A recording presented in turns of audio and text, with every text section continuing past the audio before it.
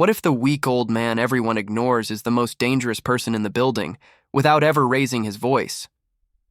The automatic doors sighed open and he stepped into the hospital like he didn't belong there. Thin shoulders under a faded jacket, a hand braced against the wall for a second, and a small worn leather folder pressed to his chest as if it weighed more than his body. People looked once, then looked away. In a place obsessed with urgency, he read like background noise. He didn't complain. That was the first thing that felt wrong. He moved with a strange kind of control, slow, yes, but deliberate. Each step placed like it had been rehearsed. At the reception desk, the line was a mess of coughing, arguments, phones buzzing, a child crying somewhere deeper in the corridor. The clerk didn't even lift her eyes at first. When she finally did, her expression hardened into the kind of impatience that says, "You're going to be a problem." "Insurance?" she snapped. The old man slid a card forward with careful fingers. His knuckles were swollen, and there was a faint tremor in his hand that could have been age or pain he refused to advertise. The clerk glanced, scoffed, and pushed it back like it offended her. "Take a seat. We'll call you." He nodded once. Not submissive, contained. Like someone accepting an order they didn't need explained. A few minutes passed, then 30, then an hour. The fluorescent lights did what fluorescent lights always do. Bleached the humanity out of every face. The old man stayed in the same chair, posture straight despite the way his jaw tightened every time he inhaled. A nurse walked by and bumped his shoe with a cart without apologizing. Another patient muttered, "He's probably here for attention." Someone laughed. He didn't react. And that silence started to feel less like weakness and more like restraint. Across the room, a young resident in scrubs glanced at the folder on the old man's lap. Weathered leather, corners, rubbed smooth, a single metal clasp. The resident's eyes lingered as if he recognized something, then he shook it off and disappeared behind double doors. The old man watched him go, calm, almost expectant, like he'd seen this kind of chaos before and knew exactly how it ended. When the clerk called the next name, 3 people who arrived after him, something inside the old man shifted. Not anger, not panic, just a slight adjustment of the shoulders, the way a man settles into a decision. He opened the folder. Only a crack, just enough for a corner of paper to show. Thick stock, official looking. A seal, maybe. The clerk noticed and frowned, leaning forward as if her job had trained her to fear anything that smelled like authority. The old man closed it again before she could see. He stood slowly, steadying himself for a heartbeat, then walked toward the desk. "Ma'am," he said, voice quiet but sharp as a straight line. "I need to be seen." The clerk rolled her eyes, already reaching for the script she used to control people. "Sir, you'll wait like everyone else." He didn't argue. He didn't plead. He simply held her gaze, and for a second, the noise of the lobby seemed to thin, like the whole room sensed something it couldn't name. Then his phone buzzed once, a single vibration. He checked it and his expression didn't change, but his grip on the folder tightened. Whatever was inside that message, it wasn't from family. It was the kind of message that makes systems move. Keep watching, because what happens next isn't just a hospital story, it's a brutal lesson about respect, authority, and why you should never judge a man by his posture or his age. Before we go further, I want to ask you something. Have you ever seen someone get dismissed, mocked, treated like they're invisible, and then the truth hit so hard that everyone in the room went silent? If this kind of moral justice story matters to you, if you believe veterans deserve honor, if you hate seeing arrogance win even for a minute, then don't just watch quietly. Drop a comment right now with one word: respect. I read them, and it tells the algorithm this message needs to reach more people who value discipline, truth, and human dignity. And make sure you hit like if you want more real, emotional storytelling with suspense, humiliation turned into redemption, and that moment of late justice that makes your chest tighten. Finally, subscribe so you don't miss the next story, because the next part is where the hospital's mistake becomes irreversible, and one tiny decision triggers a chain reaction no one can stop. They made him sit again, not gently, not with concern. A security guard stepped closer, not threatening, just close enough to remind him where he stood in the hierarchy of that building. The clerk sighed loudly, the kind of sigh meant to humiliate, and pointed back to the chair like she was correcting a child. Around them, eyes watched with casual cruelty. This was entertainment now, a harmless old man being put in his place. The pain he carried was no longer subtle. It showed in the way his breath shortened, in the slight tightening around his eyes. Still, he didn't complain. Still, he didn't raise his voice. That restraint confused people. In places like this, weakness is expected to beg. Strength is expected to shout. Silence makes everyone uncomfortable. A nurse finally called his name, but not to help him, to scold him. "You can't just walk up to the desk," she said, loud enough for others to hear. "We have procedures." Procedures. The word landed heavy. Procedures had become weapons lately, used to justify neglect, indifference, shortcuts that hurt real people. She didn't ask why he stood. She didn't ask how long he'd been waiting. She didn't ask if he was in pain. She glanced at the chart, barely reading it, and shook her head. "Non-urgent," she muttered, circling something with a pen. "You'll wait." 2 more patients went ahead of him. Then another. A man who walked in laughing with a coffee cup, a woman scrolling her phone, clearly fine. Each time the old man's jaw clenched just a little more. Not from envy, from recognition. He recognized unfair systems. He'd seen them before. Different uniforms, same behavior. A doctor finally appeared, young, rushed, eyes already tired. He skimmed the chart without looking at the man, asked questions while half-turned toward the hallway. When the old man tried to explain, the doctor interrupted him twice, then waved his hand dismissively. "At your age, discomfort is normal," he said. "We'll get to you when we can." At your age. The phrase hung in the air like a verdict. The old man looked up then, really looked at the doctor, and for a split second something flickered across his face. Not anger, not fear, but disappointment. The kind a commander feels when someone under him fails a basic test of character. He reached for the folder again, hesitated, chose not to open it. Instead, he asked a simple question. "How long?" The doctor shrugged. "Could be hours." Hours. In pain. Ignored. Reduced to a number on a screen. The doctor turned to leave, already mentally gone. That's when the old man's phone vibrated again. 2 short buzzes this time. The doctor noticed. So did the nurse. Phones weren't supposed to ring here. Authority belonged to the staff, not the patients. The old man glanced at the screen and quietly said, "It won't be hours." The nurse scoffed. "Sir, you don't get to decide that." He didn't answer her. He didn't need to. Because somewhere outside the hospital walls, a decision had already been made, and the people inside had no idea what was about to interrupt their routine. Something subtle changed after that. Not immediately. Systems never collapse all at once. They crack first, quietly. A receptionist lowered her voice when speaking into the phone. A nurse paused mid-step, glancing toward the entrance as if she'd heard something she'd couldn't explain. The old man noticed every detail. He always had. Long before hospitals, before paperwork and fluorescent lights, noticing details had kept people alive.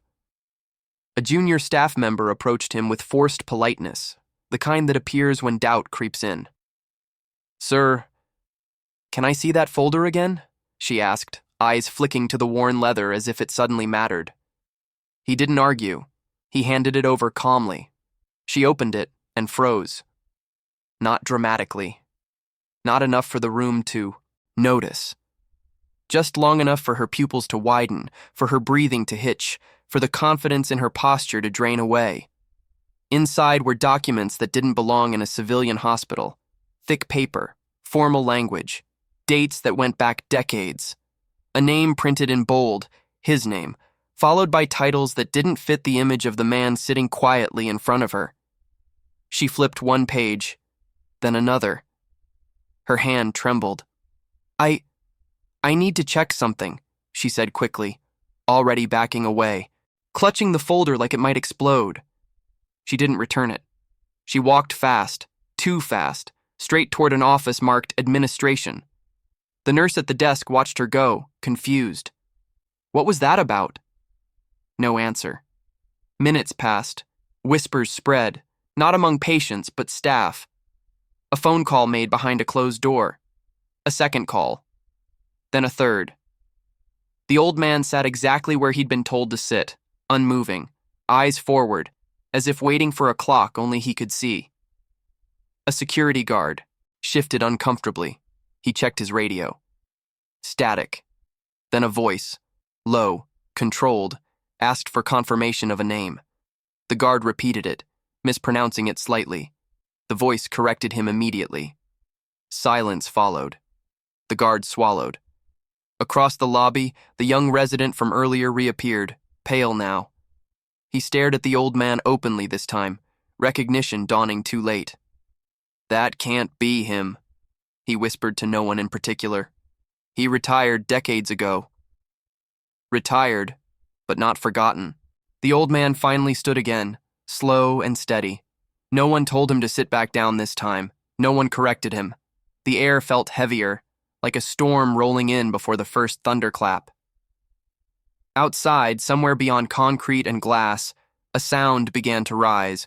Faint at first, distant, rhythmic. Not a siren, not traffic. Something else. The old man adjusted his jacket, the faintest hint of resolve settling into his posture. He didn't smile. He didn't gloat. He simply waited. The administration. Office door closed with a click that sounded louder than it should have. Inside, voices dropped to whispers, then sharpened into panic. A supervisor stared at the documents spread across the desk as if they were evidence in a trial she was about to lose. Dates, units, commands, decorations.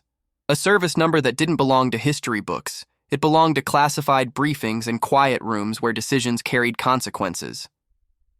This has to be a mistake, she said, though no one believed it. A second administrator shook his head slowly. That name, it's still active in legacy systems. You don't fake that. Outside, the old man remained in the waiting area, now surrounded by a strange emptiness. Chairs near him had cleared without anyone being told to move. Patients sensed it. People always do when authority shifts, even before they understand why. No one mocked him now. No one laughed. They watched him from a distance, curiosity replacing cruelty. A nurse was sent back out, new, tone, forced smile. Sir, we're going to expedite things, she said, avoiding his eyes. There may have been a misunderstanding. Misunderstanding, another word used to soften guilt. She gestured for him to follow her down a side corridor, away from the main floor, away from witnesses. This wasn't about care anymore. It was about control, about containing a mistake before it became visible. He followed without resistance. They led him into a small exam room, bare and cold. The door closed. The nurse lingered, then left. Minutes passed, then more. No doctor came. No equipment moved. The room was a holding cell disguised as concern. Inside the administration office, a decision was made. We can transfer him, someone suggested. Say we're not equipped. No, another replied. That risks attention. A pause. Then the worst option surfaced, the one systems always choose when cornered. Discharge, the supervisor said quietly. Stabilize enough to justify it. Get him out. The order moved. Fast.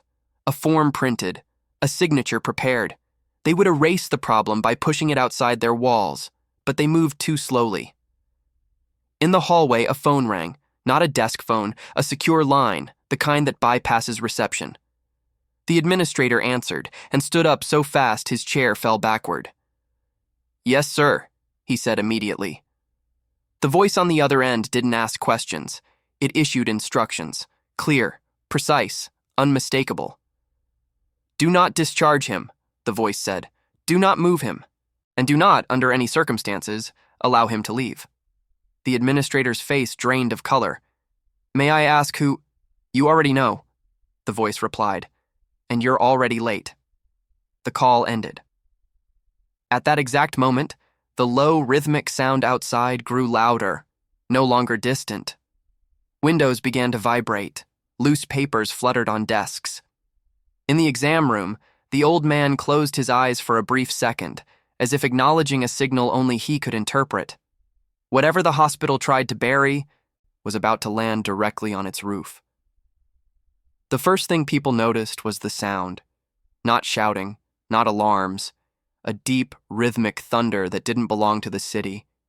It rolled through the hospital walls, rattling ceiling tiles, vibrating glass, forcing everyone, patients, doctors, nurses alike, to stop what they were doing. Conversations died mid-sentence. Phones were lowered, eyes turned toward the windows. A helicopter, not medical, not news, military. The rotors beat the air with mechanical precision, growing louder until the entire building seemed to breathe with it. Outside, security scrambled. Radios crackled with overlapping voices, none of them confident anymore. A guard ran past the waiting area, pale, repeating one phrase into his mic. "Confirming landing zone. Confirming landing zone." In the exam room, the old man opened his eyes. At the nurses' station, confusion turned into fear. A senior physician stepped forward, trying to impose authority where it no longer existed. "Who authorized this?" he demanded. No one answered. The automatic doors at the far end of the corridor slid open, and the temperature in the room seemed to drop. Two men in uniform entered first, boots striking the floor in perfect rhythm. Their posture alone rewrote the hierarchy. Behind them came a third, older, decorated, his presence calm but absolute. A general. He didn't scan the room. He didn't ask for directions. He walked straight toward the exam wing as if the hospital had been built around his path. Staff flattened themselves against walls without being told. Conversations vanished. Even the loudest personalities shrank into silence. The same nurse who had mocked the old man earlier couldn't meet anyone's eyes. Her hands shook. The general stopped at the exam room door. It was closed. He turned to the nearest administrator. "Open it." The administrator fumbled with the handle. Inside, the old man stood as the door opened. No rush, no surprise. He straightened his jacket and met the general's eyes. They didn't salute, they didn't speak. They simply nodded, two men acknowledging decades of shared service, sacrifice, and command. The general broke the silence. "Sir," he said, not loudly but clearly enough for everyone to hear. "We've been looking for you." Every face in the hallway drained of color. The old man gestured lightly around the room. "It seems I caused some inconvenience." The general's jaw tightened. "No," he replied. "You were subjected to one." He turned to the hospital staff. "This man," the general continued, voice steady and unforgiving, "is not a patient you dismiss. He is not someone you ignore, and he is certainly not someone you humiliate." No one moved. No one breathed. The power shift was complete, and the silence that followed was the loudest sound the hospital had ever made. No one spoke after that, not because they were told to be quiet, but because the air itself seemed to demand it. The general turned slowly, his eyes moving, across the staff like a searchlight. Nurses who had laughed earlier stared at the floor. The doctor who had dismissed the old man took a step back without realizing it. Authority, real authority, doesn't shout. It reveals. And once revealed, there's nowhere to hide. "Clear this corridor," the general said calmly. It happened instantly. Patients were redirected, curtains drawn, security repositioned. Not to control the old man, but to protect him. The same building that had treated him like an inconvenience now moved at military speed to correct itself. Too late. Everyone knew it was too late. The general faced the old man again. "Medical team is on standby. The right one this time." The old man nodded once. Then he looked past the general, toward the nurse who had mocked him, toward the clerk who had rolled her eyes, toward the doctor who had reduced him to a stereotype. His gaze wasn't angry. That was the worst part. It was measured, disappointed, final. "You had protocols," he said, quietly. "You also had choices." Each word landed heavier than a shout. An administrator tried to speak. "Sir, if we could just explain—" The general cut him off with a raised finger. "You will explain, later, in writing." A radio crackled. Names were requested, badge numbers, shift schedules. The hospital's internal order, once smug and unquestioned, began to unravel thread by thread. Accountability had arrived, and it wore a uniform. As the old man was escorted, this time with care, respect, and urgency, whispers followed him like ghosts. Someone finally recognized his name. Another remembered a documentary. A third recalled a grandfather who spoke of a commander who never wasted words and never forgot disrespect. The nurse's hands trembled as she adjusted equipment. The doctor avoided eye contact entirely. No apologies were offered. None would be enough. Outside, the helicopter remained, rotors idling, a reminder that this wasn't a misunderstanding. It was a reckoning. The kind that leaves institutions scrambling to remember the values they claim to represent. As the gurney moved down the corridor, the old man glanced once more at the people who had ignored him. "You never saw me," he said softly. That was the problem. The general followed close behind, and the silence that trailed them wasn't empty. It was full of realization, regret, and the uncomfortable truth that respect once denied always demands its price. The corridor felt longer now, stretched by the weight of what everyone had just witnessed.